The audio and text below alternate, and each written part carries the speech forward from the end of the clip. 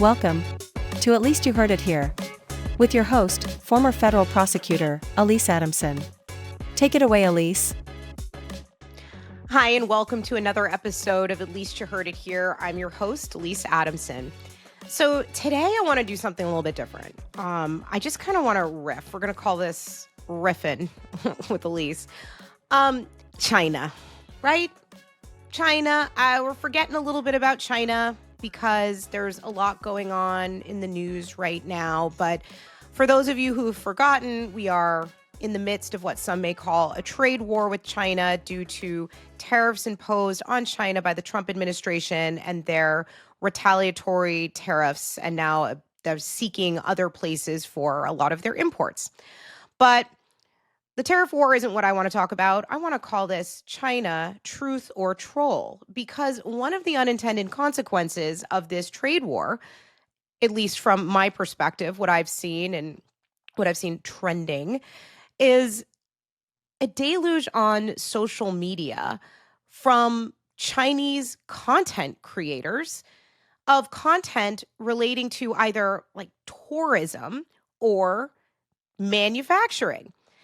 So to break that down, as in Chinese tourism, and then the manufacturing of luxury goods that we Americans appreciate, but probably don't appreciate, are actually made in China. And just to kind of set the stage as to why this is happening, our vice president here in the United States recently said this.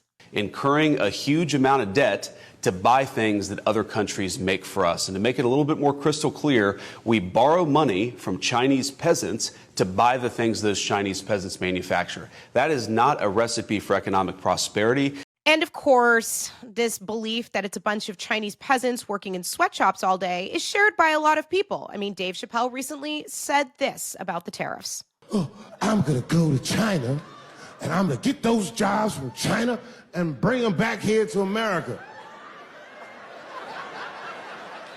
For what, nigga? So iPhones can be $9,000? Leave that job in China where it belongs. None of us want to work that hard.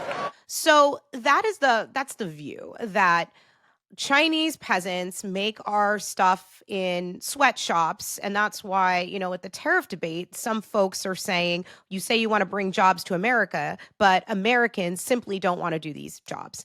And of course, there is some truth there. China does manufacture a lot of products, and a lot of those manufacturing jobs are in factories. And a lot of that work is done manually by humans. A lot of it is also automated. And I think what is also true is that because of all of this manufacturing that has now gone to China, China has grown a pretty large middle class. And a lot of Chinese citizens are living a middle class life, comfortable, happy. And that's just simply not an image that we see a lot in America or even really think about, right? And so this is where the trolling has started. Content creators on TikTok, and TikTok is not available in China, so who knows how these creators even uploading them, are uploading videos of beautiful cities like Shanghai or Chongqing, which have really futuristic elements in them, and happy people and fast transportation and good restaurants. Trying to show the American people, you might be wrong about China. China has evolved, and there's a lot of good stuff here.